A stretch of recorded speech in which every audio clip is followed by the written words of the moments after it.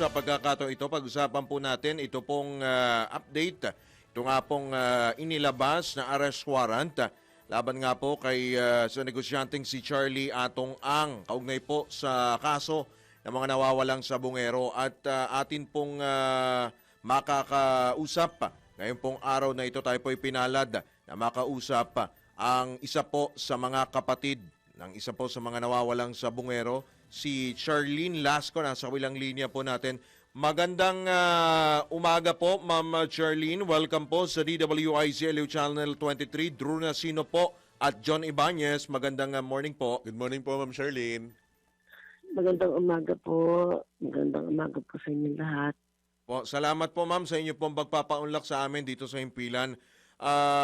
Ano ho ang mga una pong naging reaction po ninyo nang mabatid po ninyo, malaman po ninyo na meron na pong inilabas na arrest warrant ang korte laban dito kay Ginoong Charlie Atong Ang at siya nga po ngayon ay pinaghahanap na, Ma'am?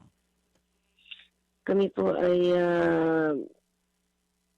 natuwa kasi expected din naman namin na nalabas yung warrant of arrest. Actually, last year pa po, pero siyempre alam natin na medyo nagkaroon ng bakasyon. And yung paglabas ng warrant of arrest ay talagang isang malaking bagay, isang malaking step para sa haharapin naming kaso. And kami ay hindi pa naman kami nagdiwang kasi wala pa naman hindi pa naman siya nahuhuli pa o nag-turn over ng sarili niya nung nilabas yung warrant of arrest. So, okay po kami at medyo masaya po kami. Charlene, tuloy din po ba ang pakikipag-ugnayan nyo sa iba pang mga kamag-anak ng mga tinaguriang missing sabongero? At ano po ang mga naging pahayag nila kung sakaling nagkaroon na po kayo ng komunikasyon after ilabas itong arrest warrant po, Ma'am? Masaya ho silang lahat at talagang sila ay talagang yung iba umiiyak, yung iba ay talagang tontuwa kasi talagang sabi nila ay finally basta itong warrant of arrest kasi ito lang naman yung iniintay. But siyempre nag-aantay pa rin kami na sana yung iba ay ma-filean pa yung hindi namin hindi na isama nung unang release ng mga accused. So the last time kasi nag-file kami ng partial MR sa DOJ para doon sa mga hindi napasama. So yun ang aming move nito para lahat maisama yung mga talagang may kinalaman sa pagkawala ng aming mga kapatid. Right. So yun po yung naging reaction ng mga kasama namin. So Ma'am Charlene, naniniwala kayo na bukod kay Charlie Atong Ang at 17 iba pang nasa custody na ng mga otoridad, meron pang ibang hindi nasasampulan or nasasama sa kaso, Ma'am? Opo, kasi kung iisipin nyo, may yung Lucky 8 kasi may mga alphang hindi napasama eh. Kagaya nung sila Eric De La Rosa, Engineer Salazar, RJ Lea, sino pa ba? Yung iba pang mga kasamahan nila na imposibleng hindi alam, mga nakinabang dito sa naging negosyong to. Like si Miss Gretchen Barreto, alam namin na may alam din yan, pero hindi nagsalita. Araw-araw siyang nagbibitaw ng manok nun. Di ba? Di ba nila nababalitaan na may nawawalang mga sabongero, may mga pinapatay. Of course, siyempre, iniisip namin na bakit ganun. So, sinabi rin ni Don Patitongan na kasama talaga sila. So, Nagtataka kami bakit hindi sila napasama itong unang tranche Opo. ng Ma'am Charlene, ng, apo. yes, Charlene, sir. pasensya na po, baka lang makalimutan ko. Kasi pag binabanggit yung term na sabongero, ibig sabihin, ito yung mga naglalaban ng manok. Yun ang pinaka-definition ng sabongero. Pero ang nakita ko po sa nawawala niyong kapatid, isabong master agent. Anong ibig sabihin nun? Opo. Alam niyo po ba ibig si sabihin? John, opo. Opo. Alam niyo po ibig Oo. sabihin nun? Ang pagkakaalam ko kasi, itong si Mr. Atong ang nagtayo siya ng kumpanya, di ba nagkaroon ng pandemic, yung tinayo niya yung Lucky 8, StarQuest something, pagmamayari niya itong online sabong. Nung nagkaroon siya ng kumpanyang ganito, nagkaroon ng mga master agent at isa yung kapatid ko sa naging master agent ng kampanya nila. Ano po trabaho nito? And Nanghihikayat na Ang maglaro? master agent kasi ay isang nagpapataya ka ng sabong, meron kang okay. nagiging komisyon. Halimbawa, sa 100 pesos na taya mo, may binibigay na sa master agent na Ah, parang 2%. Ngayon naman, ikaw naman, syempre, kung hindi mo naman kaya, hanap ka naman ng sub-agent mo. So, magbibigay ka naman din ng komisyon para kayo maghahati, para dumami. Ganun ang nangyaring hanap buhay nung kapatid ko. Bagamat ito ay kanyang sideline lang kasi yung kapatid ko kasi is nagbebenta ng lupa kamukha namin. So, gente. every weekend lang siya pumupunta ron. Siyempre, alam mo naman, pandemic. So, na-concentrate siya ron at saka may farm din siya. So, bukod dun sa pagmamaster agent, naglalaban din siya ng manok live. So, di ba, pag may farm ka, parang may mga sultada yan parang ganun. So, once or twice a month, meron silang manok na pinaparada ron. So, yun yung naging work niya. Kasi pandemic na. Sideline, Kasi pandemic ng mga panahon na yun. So, yun po anong naging trabaho ni John.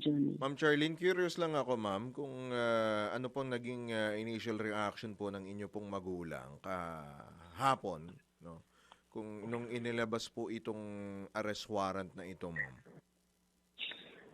Wala po ako doon sa tabi ng nanay ko nung nilabas yun. Pero ang sabi ng isang kapatid ko ay iyak yung nanay ko. At nanginginig nung lumabas yung warrant of arrest. Kasi para siyang nabunutan ng tinik noon, dininig yung aming panalangin na wala nang nawala yung kapatid namin. Alam namin na si Mr. Atong ang isa sa may kinalaman dito Apo. sa pagkawala ng kapatid ko. So talagang walang kaduda-duda na siya ang talagang isa sa mastermind dito sa aming kapatid. Ma'am Charlene, with your indulgence, pasensya na po. Marami po ang mga na-recover doon sa sinasabing pinaglibingan o pinagtapunan sa Taal. Taal Lake. May nakita na po ba kayong pieces of evidence na posibleng magturo na isa yon sa mga kapatid ninyo? Kahit isa lang po May na-confirm na po palatandaan, ba? ma'am. Sa ngayon po, hindi nasasabi ng forensic expert natin na yun yung kapatid ko di ba? Pero meron kaming yung aming witness na si Don Patidongan. Binanggit siya at sinabi niya na yung kapatid ko ay kinuha. Meron pang isang mahabang video na ipinakita sa DOJ. Yung CCTV po. Yung CCTV na naka-captured siya, na Opo. naka-restrain siya, na sinasabi niya na bakit ko naman lolokohin si Atong? Bakit naman kailangan pa akong mag-cloning o mag-ganyan? Malaki na yung kinikita ko. Ano naman ang mapapala ko sa ganyan? Bakit ko naman babanggain pa yung tao? So, andun yung mga evidences. Kaya isa yun sa naging basis ng DOJ. Kasi yung kapatid ko lang ang tanging video na naitago ni Mr. Patidongan. And then the rest kasi ng mga cellphones niya, according to him, ay kinonfiscate, pinagkukuha Opo. nung mga panahong nagdududa na sa kanya. So, maswerte na lumabas yung video na yon at yun na yung naging basis para magkaroon ng probable cause si Mr. Ato. Opo. Ma'am Charlene, though hindi pa naman ho, ito kumbaga, patuloy na pinaghahanap pa si Atong Ang, hindi ho ba kayo nangangamba para po sa inyo pong kaligtasan? Kami ho, magmula nun, hindi na kami nangangamba kasi palagay ko, hindi kami natatakot kasi unang-una, hindi kami ang gumawa ng mga kasalanan to, no? Anong ikakatakot namin?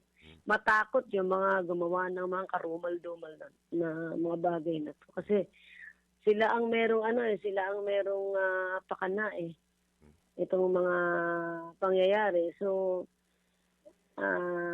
kami ay diretso lang ang pamumuhay at hindi namin naiisip na gagawa pa sila ng gano'n. Kasi nabuking na nga sila di ba?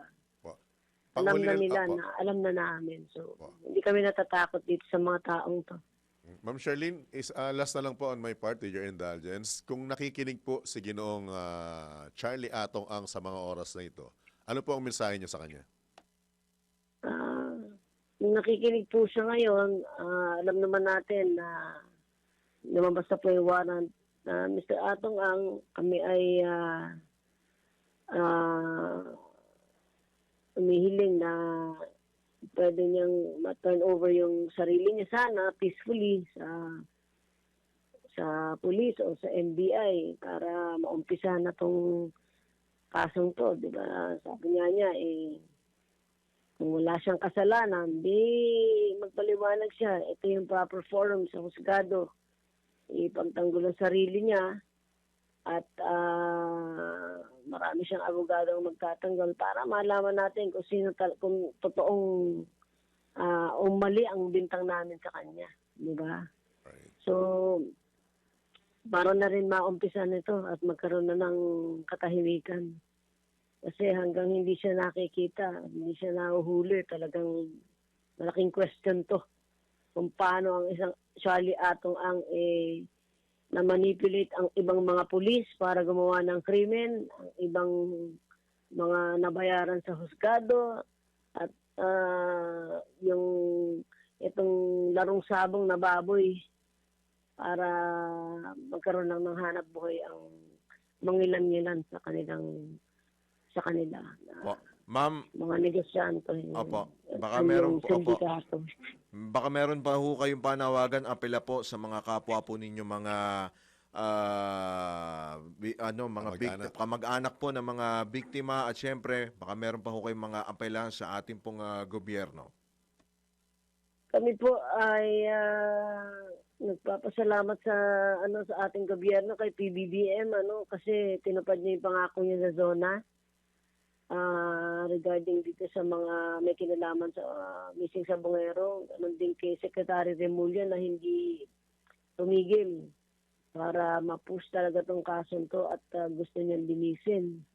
Malaman paano nawala itong mga taong to na hanggang ngayon hindi makita. And ang apila namin sa mga kapulisan, kung talagang seryoso po tayo, hulihin ito. So, sa lalong madaling panahon kasi alam naman natin andito lang si Mr. Atong Ang sa Pilipinas.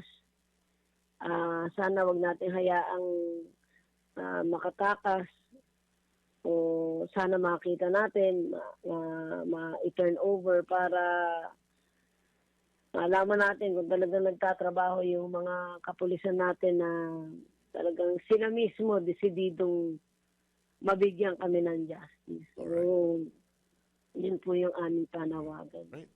Ayun din sa mga kasamahan namin na patuloy lang na magdasal at umaasa kami na masaserve talaga yung justice sa amin. Mag-uumpisa.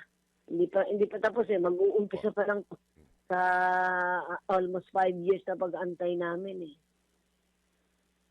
Right. Opo. Nako, ma'am, marami pong salamat sa inyo pong oras, ma'am, at magandang umaga po. Good luck po sa inyo. Good luck po. Ingat po kayo, ma'am.